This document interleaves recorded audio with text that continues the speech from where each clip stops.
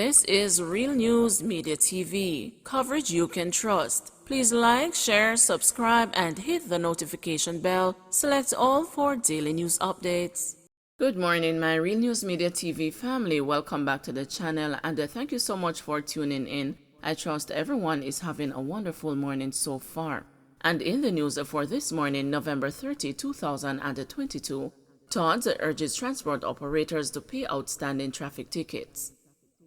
President of the Transport Operators Development Sustainable Services, Edgerton Newman, is advising transport operators to pay their outstanding traffic tickets as they await the government's response to their call for a payment plan.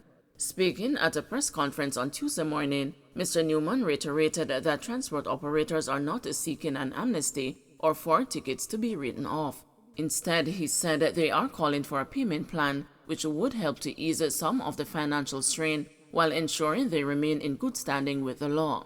While Mr. Newman insisted the transport operators were not seeking a pardon and their initial call for an amnesty had been the wrong choice of word, he hinted that they did in fact deserve the write-off because the government has admitted that its system is flawed.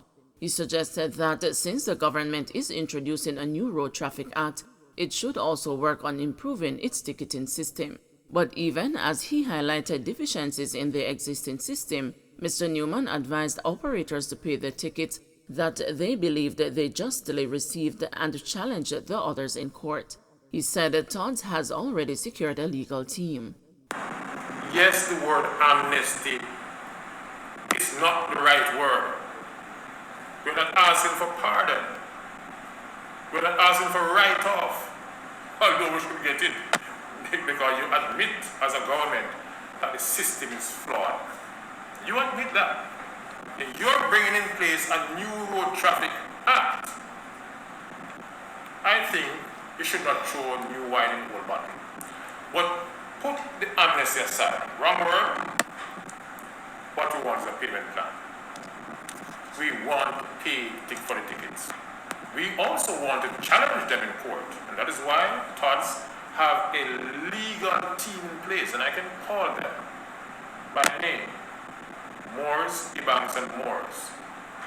We are saying to operators, if you know you get the ticket wrongly, challenge them. But don't wait on government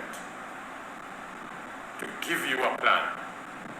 One deal ticket that we stand behind you.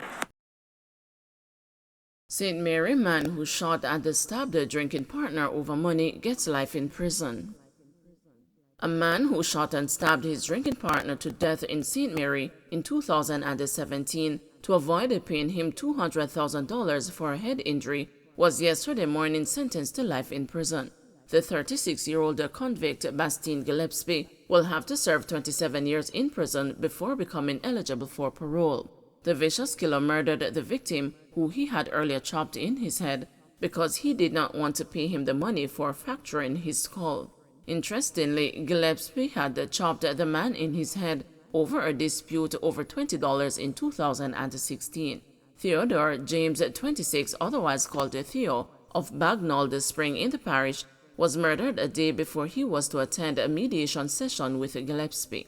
The St. Mary shoemaker and the father of 4 at the time was charged with wounding with intent in connection with the chopping incident with James and was before the parish court. Justice Simone Wolf-Rees, in handing down the sentence in the Home Circuit Court, also gave the killer 5 years for illegal possession of firearm and 1 year for illegal possession of ammunition. The sentences are to run concurrently. Gillespie pleaded guilty to the offenses in the St. Mary Circuit Court in July. According to the facts in the case, James left home for work on the morning of the incident and did not return to his premises that night. Sometime later that night, his mother, Hortense Barrett Gordon, heard several gunshots nearby and the following morning discovered that it was her son who was killed. James's body was found along a riverbank with multiple stab wounds to the neck, chest, and shoulder areas. A gunshot wound was also observed on his body. According to one of the 2 Crown witnesses who had accompanied Gillespie on the day of the murder, Gillespie had threatened to kill James even though he continued to support Gillespie's shop after the chopping incident and would often sit and drink rum with him. Dwayne Mills said he was present one day at Gillespie's shop when James came to make a purchase, and after James left, Gillespie said, "You know, said that boy if he dead?" The witness said although he encouraged him to allow that, he would repeatedly remark, "Time of the master, I just time do things." According to the other witness, Patrick Hilton, on the day of the incident, Gillespie waited for James, chased him, and shot him as he begged for his life. The witness said James, while being chased, fell into a gully. He further stated that following the incident, Gillespie ran to where he was and handed him the gun and went back in the direction where James's voice was heard. He said Gillespie, who remained there for only 5 minutes on his return, said mission accomplished. Mills said Gillespie told him about $1 million stab me game. The two witnesses were also charged with misprision of felony and were previously sentenced after they pleaded guilty under a plea deal. Misprision of a felony is a crime that occurs when someone knows a felony has been committed but fails to inform the authorities. Attorney at law Ian Davis represented Gillespie. In the meantime, Assistant Director of Public Prosecutions Celine Ogilvie, who prosecuted the matter with Crown Counsel Vanessa Campbell, lauded the police investigator, Detective Corporal Levan Lyle of the Porta Maria Police Station, who she said did a stellar investigation into the matter. PAJ condemns attack on media workers. The Press Association of Jamaica has condemned the attack on a TVJ cameraman and a Gleaner reporter at Homestead Primary School in Spanish Town, St. Catherine on Tuesday. The media personnel were at the school covering a protest by teachers.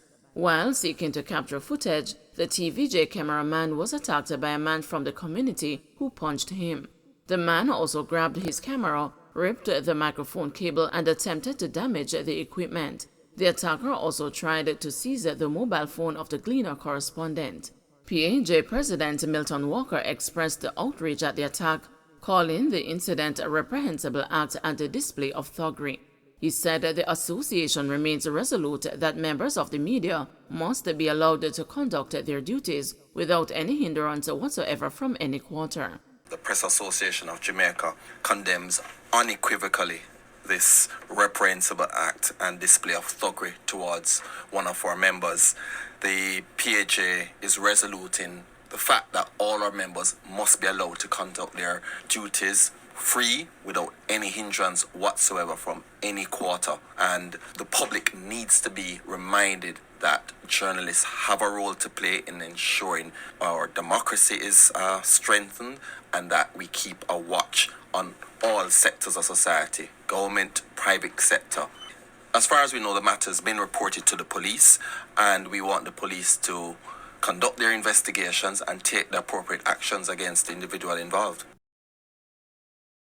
2 charged for 19 noise breaches and 16 others detained in Negril. 2 men were charged for breaching the Noise Abatement Act following an operation carried out by a police military team at a bar in West End, Negril, Westmoreland on Monday. The police say 32-year-old bar operator Sudan Lynch was charged for operating and hosting an event without a permit, as well as with spirit license breaches. 28-year-old Denardo Bennett, who is a party promoter of Negril, Westmoreland, was charged for hosting an event without obtaining a permit. The police say their operation also yielded a pistol and 10 rounds of ammunition, a plastic bag containing 96 parcels of vegetable matter, a bag containing cocaine, 11 cellular phones, and 27 offensive weapons. They say 16 persons were taken into custody to facilitate the investigation into the seized illegal items. Don't forget to like, share, subscribe, and hit the notification bell. Select all for daily news updates.